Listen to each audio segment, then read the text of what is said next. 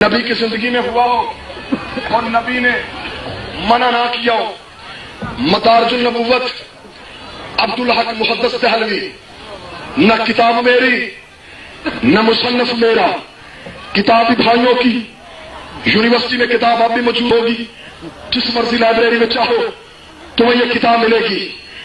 کہتے جی نبی کی زندگی سے پہلے بھی نہ دکھاؤ، نبی کی زندگی کے بعد بھی نہ دکھاؤ، ماتم اس وقت دکھاؤ نبی کے سامنے کیا ہو اور نبی نے منع نہ کیا ہو۔ ہیما مکانے والوں اجازت۔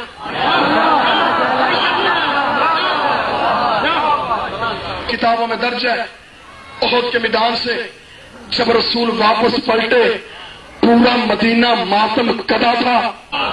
کتاب ہے، میں کھڑے میں منہ دے کے تو بات نہیں کر رہا، میں تو چوک میں کر رہا ہوں۔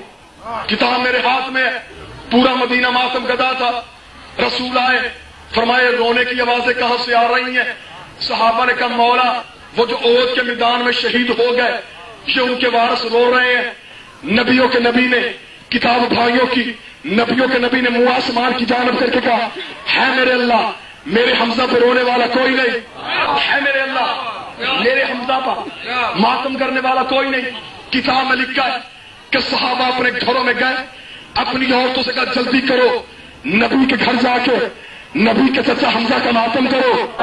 نبی کے گھر جاؤ، نبی کے چچا حمزہ کا ماتم کرو، پھر مانو کہ پہلی ماتمی سنگت بلانے والا نبی ہے، پہلی ماتمی کون بلانے والا نبی ہے، بھیجنے والے صحابہ ہے۔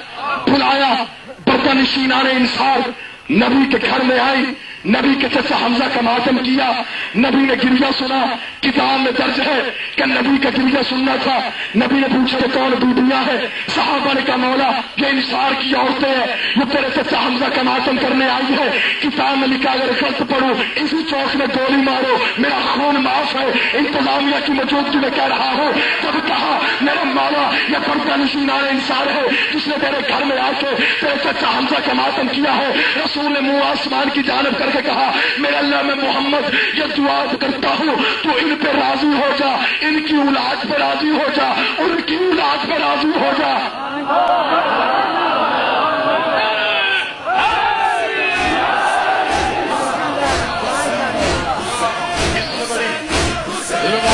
لوگ حسینی ہے یہ پہچان لے دنیا، دشواریاں کتنی ہو مگر جان لے دنیا۔